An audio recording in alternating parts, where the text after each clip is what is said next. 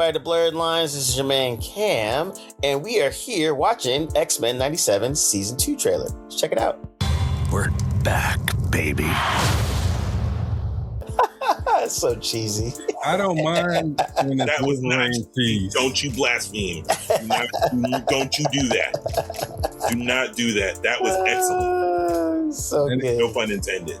Yeah, gotta hand it to them. That was a well-made trailer. Mm-hmm. Yes. Following up what they did in the first season, which was phenomenal, gave everybody hope of what the X-Men can be outside of some of their better comic book stories, which we've been, and you guys especially, have been craving for quite some time now. So, but this great trailer to follow up all the excitement and all the things that they built to in the cliffhanger that they left on. They didn't waste any time establishing the apocalypse. Yep. And what a threat he might be. They hinted at things not being possibly done with Bastion and Nimrod and the Sentinels and that future. So I'm looking forward to it. And hopefully it's not just trailer hype and that they can continue what Bo DeMaio established, because that's a big question mark coming into this season.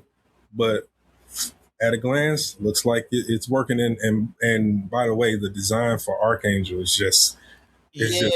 So off top, X-Men Future stories, mess all the time. Every time, even when they get it right, it's still a mess. Like, it's always a mess. It's like every single, I can like the ramifications. Yes. Like everything that comes, if the story is dope, with the ramifications and how they handle the aftermath is almost always garbage. You notice I overlooked the time traveling thing, and I did that for a reason. Yes. I was trying.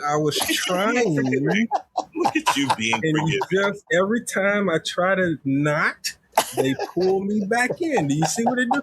And they brought up the time travel thing. I think as a lifelong X-Men fan that has read damn near every single future X-Men storyline and all that, and how irrelevant they always are after the fact, but then while you're reading it, it's always super interesting.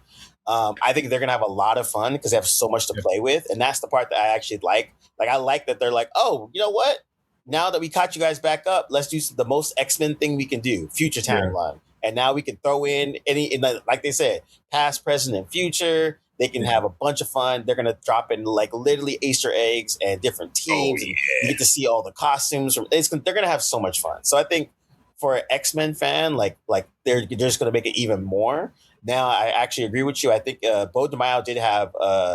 I think he's still going to get credited for this season because he did a lot of the scripts and did a lot of the plot work for it. So I think that makes sense. Yeah, so I think it's still following. It's still following his 2-season arcs that he had kind of like played out. You can see that. You can see that there's still a narrative focus there. Yeah. So if they keep that, and I think they will, then it's like I said, it's going to be interesting. And it's, for me, it's going to be. I like that at least they've established that Apocalypse is going to be the big bad in terms of like all the stuff. And I like that they brought the old school Apocalypse from the Egyptian days, which actually is even more fun because he's more cult-like figure, a messianic type figure. And in those days, he's not even a quote unquote villain at that point. He's more of a like trying to save people, save the man. Yeah, he's like a leader. So they hint at the end of the first season. Yeah. Yeah. And so we'll see how that part's going to be kind of fun. And then it's going to be like, okay, how are we going to bring Gambit back? And then then it's going to have some other stuff about, like I said, all the costume. They already did promos with the different teams, the different futures. So they just have it's one of the things that, like we talk about with MCU that they mess up is like, you have all this source material. You could just pluck literally anything out that's proven, it's fun, it's entertaining. For non X-Men audiences, the hardcore nerds, these things are already proven plot lines, super interesting. And instead, you're like, nah, let's do some convoluted, stupid thing with RDJ as Doom and da blah blah blah. So X-Men now, they're like, at least at this sandbox, they're like, okay, I have the whole history of X-Men to play with. This is what I'm going to do with it. And to Bo DeMaio's credit, that's kind of his approach to all these stories. He was just like, yo, this sandbox is amazing. And I have all the source material. Why would I try to... I'm going to do my thing, but using the source as the base. And that way, and then they'll make it good. Josh? Showing the X-Men functioning in the world, which is cool. Mm-hmm. The source material is there. You could just pick a writer, right? You could pick just Chris Claremont and fuel 10 years of X-Men television. And all you have to do is use the base. You don't have to do it exactly, page for page out of the comic book.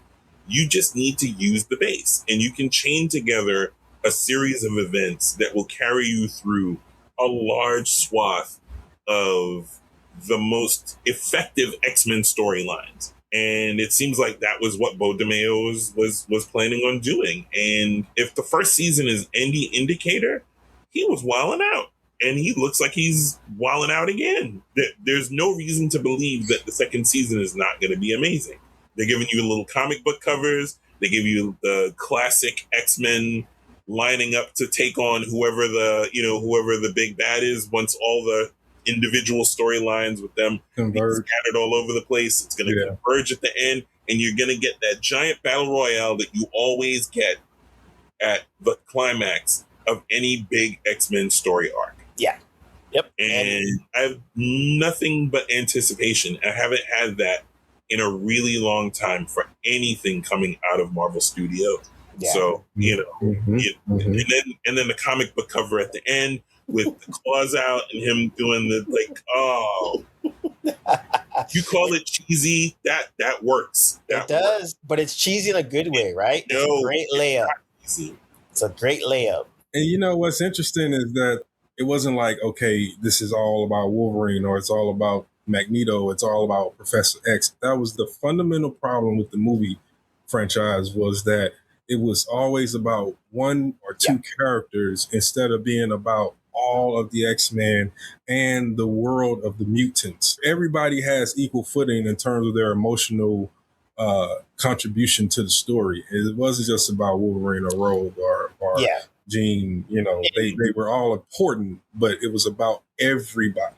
Yeah, that's the problem that the movies had, was just like they kept trying to solo out these certain characters or actors because of their star power, as opposed to being it's a group ensemble. So like we like the X-Men because we like the X-Men. And then you have your favorite, but everyone gets to shine, right? And so and certain stories like shift around, and like them bringing in Archangels is going to be super fun too, because Archangel's a great character, awesome, iconic design. So like it's going to be interesting how, and then of course we have our man Bishop's showing up, which is always good. Like, and out from X-Men in the original X-Men series, when the whole Bishop Cable situation in the original was so convoluted and ridiculous, and it was just like what it was.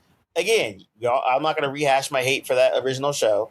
But I'll say that the way they did it was so convoluted, and I think they're at the very least now we get, like I said, we go back to the future stuff. How they're gonna right the ship and make the future time travel work in the context of X-Men.